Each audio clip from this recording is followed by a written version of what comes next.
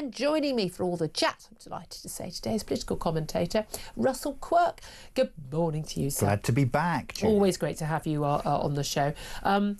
Let's just talk about, Ed Miliband is in the news in terms of big money spends, but actually it's winter fuel allowance and Rachel Reeves that is still on the front page. It's still the concern of ordinary people. And it's not just people who don't get it themselves, didn't get it last year, losing out on their 300 million. It's worrying about their parents, their grandparents, worrying about their neighbours. This was an extraordinary shot in the foot that the Labour Party had. Do you think that just reinstating it for most pensioners and apologising would be enough? Apologising and resigning, which I think is certainly what most are calling for in terms of Rachel Reeves. I think that would just about suffice. But let's talk about the politics of this for a second. How on earth was this ever allowed to happen in the corridors of the Treasury in Downing Street? Well, apparently the Treasury has been pushing for this for a long time. Well, the Treasury would, I suppose, because it's just numbers, isn't it? And it's just a saving. And it's a bit like, and obviously I don't want to get diverted here, but, the family farm tax.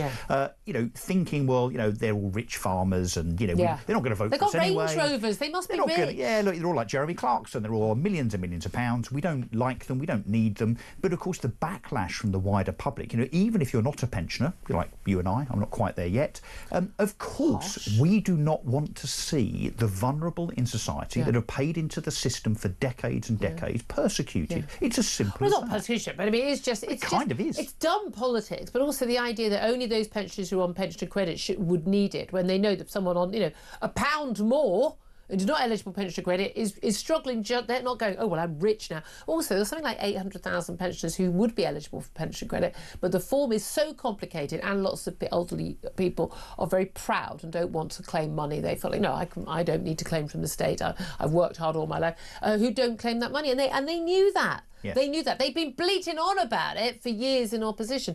It was extraordinarily dumb economically. It was extraordinarily dumb politically. Do you think that by you turning on it, and I'm perfectly happy that, my parents and other pensioners who can quite easily afford to pay for their own heating are not going to be getting subsidised heating anymore on the backs of people who are struggling to raise a family, pay for childcare and put food on the table and pay their bills. I've got no issue with that. But do you think that the U-turn... Is it all done and dusted and it'll be written off? Or do you think that the damage is kind of fatal? Yes, I do. It's poll tax level. Because let's also be clear on the fact that they have U-turned, and it is a humiliating U-turn, no matter how Keir Starmer and Rachel Reeves try and dress it up.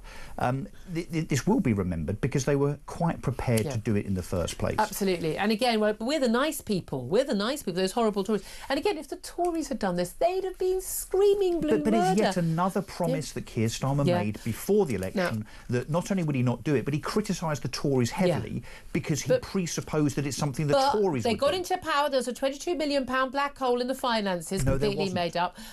They all knew, in all the political buying, and I include reform in that as well. Everybody knew that there wasn't going to be any money. No one wants to be honest and say we're going to have to tax you all those or have massive spending cuts, because poll after poll shows people want nurses to be paid more and doctors to be paid more and more money for this and more money for that and give more benefits and blah, blah. Everyone wants all of this stuff.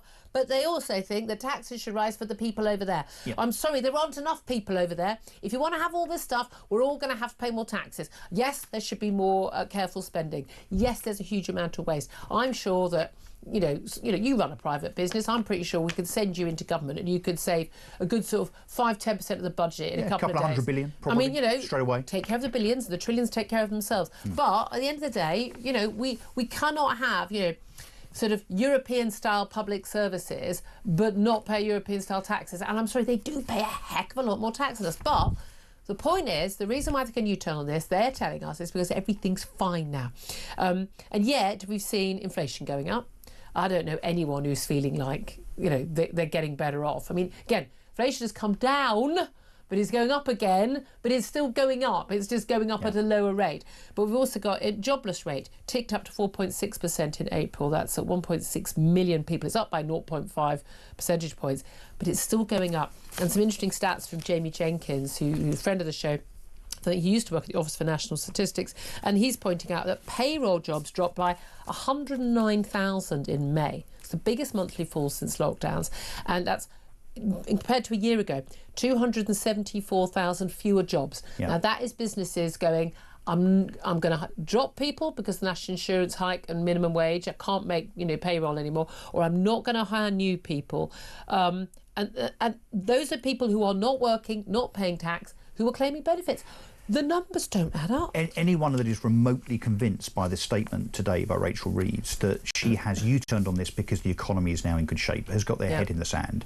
Not just in unemployment, but the fact that you've got a millionaire now leaving Britain every 45 minutes. The tax take was something like £4 billion less the month before last because of those wealth creators, those business owners and those entrepreneurs. Those people who also pay a lot of tax. And those 200,000 people that now no longer have those jobs for whatever reason, basically because of the job tax that was introduced in the budget in October, they now no longer are paying tax. Where do we think we get the money from for all of the spends? Because this government is spending beyond its means, like Labour governments always do. Well, no, and the Tory government was doing. And again, at the end, they can claim the excuse of lockdown, but they carried on with it long after. They didn't get welfare. They got welfare down. I mean, Ian Duncan-Smith did a brilliant job as Work and Pension Secretary, actually get people back to work. I wrote a big piece, a column for The Sun last week, talking about the absurdity of extending more than a quarter of all kids now at school get free school meals. Really, more than 1 in 4 kids in this country have parents who can't afford to feed their kids at lunchtime. I mean, I'm sorry, this is an abject nonsense. Something is going horribly wrong. But I mean, I'd always people say, "Oh, you're so cruel, you're so harsh." No, the best way, if you want to help kids in poverty, A, encourage their parents not to have more brothers and sisters for them that they can't afford, but B, get their parents to work. And no, I don't mean, working 1 day a week and then claiming benefits the rest of the week. And at the same time, we've got £200 billion a year being spent on benefits. Yep. And we have now £22 million. It's about a third of the adult population of Britain on benefits. So don't tell me that those parents don't have 35 pence every morning for a bowl of cornflakes. This is like lunch, which is more expensive than breakfast, but apparently they can't afford breakfast either. Just to let you know, breaking news, as we predicted, David Bull, our lovely colleague here at Talk, top bloke. He's a top bloke. He is. Also very dapper. He has been named as the new chairman of Reform UK. It's been named by, and he's just giving a little speech now. After we've got Nigel Farage and Zia Youssef on stage. This big show of unity, of course. It's interesting actually because the Prime Minister is also doing a Q&A with students. He's on stage, and actually everyone's been focusing on what's going on with reform. Do you think a lot of this U-turn on Winterfield is not just about criticism from the Tories? Because they can take criticism from the Tories, can't they? Because the Tories are way down in the polls. But actually, it's this surge of reform. We saw it in the local elections. We saw it in the Runcorn by-election with the election of Reform MP to Sarah Patchett. We also saw it, reform surging from literally like a couple of hundred votes to 26,000 votes in the by-election, last Thursday's by-election for the Scottish Holyrood Parliament, where they came third, but nevertheless, Labour scraped back in a seat which they would have hoped to have done very well in. Yeah. Is this all about the threat of reform? I think it's largely that, yes. It's the penny is finally dropping, isn't it? I mean, you would imagine. I mean, the local elections, I think, were about 3-4 weeks ago. And, of course, the Labour Party and, indeed, the Conservatives had their, how can I put this politely, their backsides handed to them in political terms. Thank you for the choice of language. Yes. And, of course, the polls since have just shown reform getting stronger and stronger. So this is kind of, closing the door after the horse has bolted in political terms for sure. But yes, they're now trying to mend the problems, the Labour government, which they themselves have created. This is the thing. And again, same with the Conservatives. Everything they do is just virtually all the policies were brought in by the last few governments. The last year or two of Tory government was correcting the things they'd done wrong beforehand. It is genuinely painful to watch a lot of the time, I have to say. What do you make in terms of the pressure? I mean, one of the key policies I really care about is getting rid of net zero. Currently, the only party that's fully signed up to dumping net zero is Nigel Farage. It's fascinating when people say, "Oh, reform's policies aren't fully costed." I mean, they're not. No one's are, by the way, but they're no less fully costed than everyone else's. But actually, any party that is still pushing for net zero, and by the way, the Tories have, under Kemi Badenoch, haven't dropped it. They say the same targets. I don't even want the targets, but they want to do it slower, not at the cost of the economy. Well, then you can't have the targets. So I'm sorry. Kemi Badenoch, I love you, but you can't have it both ways. Nigel Farage has been straightforward on this from word go. This is a mad policy. Richard Tice even stronger on this. It's a mad policy. It's not going to achieve anything. It's impossible to... It's unaffordable, and it's damaging the economy. You cannot make any sums add up in Britain. You cannot have a big AI industry. You can't bring back jobs or manufacturing. You can't build up defence. You can't do any of this. You can't carry on any of this spending unless you get rid of net zero. Do you think the announcement we've got today about big spending on Sizewell plant, nuclear reactor, in front of 14 billion quid of your and my money being announced by Ed Miliband, the Net Zero and Energy Secretary, to go to that nuclear power, the sort of nuclear power renaissance is being called. This follows, Hinkley C, which is basically going to, I think, quadruple in cost to something like 50 billion quid. Yep. This won't go online until the 2030s. But this is about keeping the lights on. But the only reason we need to keep the lights on is because no Labour or Tory government built nuclear reactors for what, a few decades. Since 1905. They take 3 times as long and 4 times as much as any other country does it. It's 4 times more than South Korea spent on these things. And because we've been obsessed with this lunatic net zero policy, we need to have backup. So we're going to pay double for the same energy when the wind doesn't blow and the sun doesn't shine. Well, I think what Ed Miliband perhaps has now been told, either by people within his party or indeed those civil servants that you and I were talking about earlier, that look, this just doesn't compute. This just doesn't add up. Computer says no. In Britain, in the northern part of the hemisphere, as such, if you're going to rely on such things as wind and solar to power an ever-increasing population, net migration, 700,000 people a year, and so on and so on, it simply doesn't add up. Yeah. So I think, without admitting it, Ed Miliband has now had to make sure that he fills in the gaps, and obviously that's at great cost because it hasn't been done as it should have been 20 or 30 years ago. But just quickly back to the reform point. People are criticising reform for spending money on things, particularly when it comes to tax breaks and so on. But it's pretty easy. If you get rid of net zero, if you stop spending so much money on asylum, if you stop giving public sector employees inflation-busting pay increases, you save and find, therefore, about 50 to 60 billion pounds per annum. So it's kind of pretty basic and simple political arithmetic, I think. Yeah. Very easy, of course, to criticise reform if you're on the Labour benches, because, of course, you would, wouldn't you? But it does add up, I think. But again, also, no one believes anything politicians of any kind say anymore. So there we are. Let's talk just about what's been going on at airports. Greta Thunberg and her little chums on their little freedom flotilla with their symbolic aid for the people of Gaza. I tell you what, forget Mounjaro and Ozempic.